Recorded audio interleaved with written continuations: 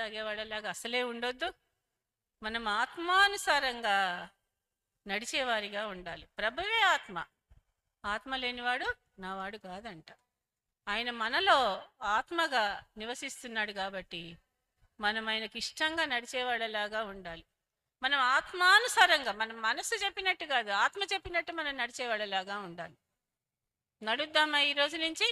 అలా నడిచి చూడండి, మీ సమస్యలన్నీ, మన సమస్యలన్నీ దేవుడు తీసేస్తాడు. చూడండి, ఇర్మియా గ్రంథం 23వ అధ్యాయం చూసినట్టయితే 5-6 వచనాలు.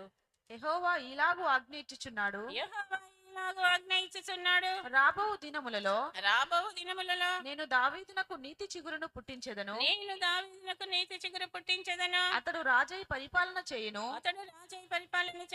అతడు వివేకముగా నడుచుకొనుచు కార్యము జరిగించును, భూమి మీద నీతి